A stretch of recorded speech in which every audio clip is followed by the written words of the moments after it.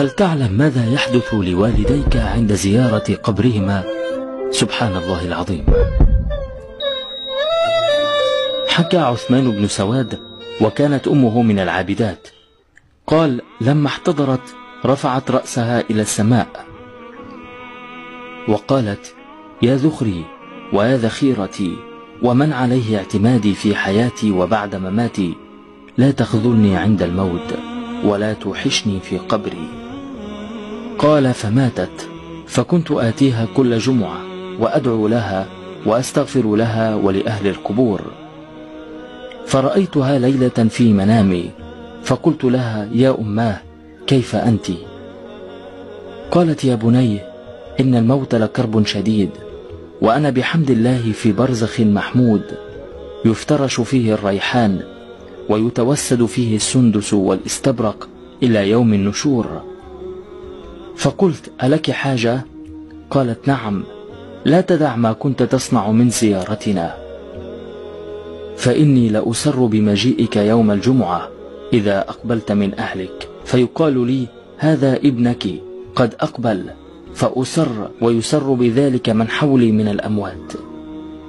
قال بشار بن غالب: رأيت ربيعة في منامي وكنت كثير الدعاء لها، فقالت لي: يا بشار، هداياك تأتينا على أطباق من نور مخمرة بمناديل الحرير. قلت: وكيف ذلك؟ قالت: هكذا دعاء الأحياء إذا دعوا للموتى واستجيب لهم، جعل ذلك الدعاء على أطباق النور وخمر بمناديل الحرير، ثم أتي به إلى الذي دعي له من الموتى فقيل له: هذه هدية فلان إليك. من كتاب الروح لابن القيم. هم أموات، ولكن أرواحهم تنتظر منا أبسط الدعوات ليفرحوا بها. وأنت تقوم بمشاركة هذا الفيديو، احتسب هذه النية، الأجر العظيم في إدخال الفرح على موتى المسلمين إن شاء الله. أن تفرح أنت بدعوات الناس لك بعد وفاتك.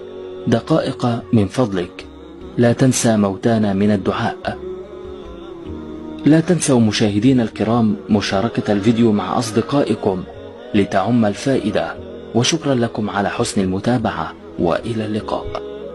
اللهم من يرى هذا المقطع ومن ساهم فيه ومن أعان على نشره، اللهم فاغفر له ذنوبه كبيرها وصغيرها، جلها ودقها، عظيمها ودقيقها يا رب العالمين. اللهم اجعلنا من التائبين واجعلنا من التوابين، وأجب دعوتنا أجمعين، وكل من قال آمين. السلام عليكم ورحمة الله وبركاته.